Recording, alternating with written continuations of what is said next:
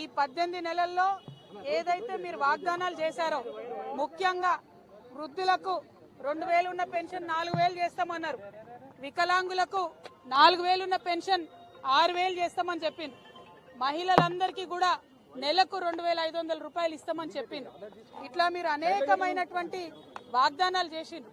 కానీ 18 నెలలు అవుతున్నా కూడా ఆ వాగ్దానాలు పూర్తి చేసే దిశగా మీరు ఆలోచన చేస్తలేరు. కాంగ్రెస్ ప్రభుత్వాన్ని వాళ్ళు నేను డిమాండ్ చేసేది ఒకటే, మేము ఇవాళ తెలంగాణ ప్రజలు ముఖ్యంగా తెలంగాణ మహిళలు సోనియా గాంధీ గారు గ్యారంటీ కార్డులు సంతకం పెట్టి ఇంటింటికి పంచిండ్రు, పేపర్లలో వేసిండ్రు, ఫ్రంట్ పేజీలలో అడ్వర్టైజ్మెంట్లు వేసిండ్రు. అవి చూసి సోనియా గాంధీ గారి ముఖం చూసి నమ్మి కాంగ్రెస్కి అధికారం ఇచ్చిండ్రు. ఇస్తే మరి మీకు ఓటేసినటువంటి మహిళలు మీరు మోసం చేసిండ్రు, మీకు ఓటేసినటువంటి వృద్ధులను మీరు మోసం చేసిండ్రు, మీకు ఓటు వేసినటువంటి వికలాంగులను మీరు మోసం చేసిండ్రు.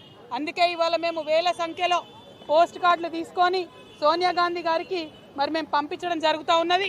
దీంట్లో మేము ఒకటే రాసినాం, అమ్మ సోనియమ్మ మీరు మీ రేవంత్ రెడ్డి గారిని మీ ముఖ్యమంత్రిని ఆదేశించండి, తక్షణమే మాకు పెన్షన్లు ఇప్పించండి అని చెప్పి సోనియా గాంధీ గారికి రిక్వెస్ట్ చేసినాం.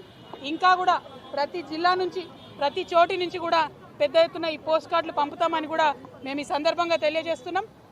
ముఖ్యమంత్రి గారు తక్షణమే పెన్షన్లు విడుదల చేయాలని చెప్పి డిమాండ్ చేస్తూ ఉన్నాం. జై తెలంగాణ.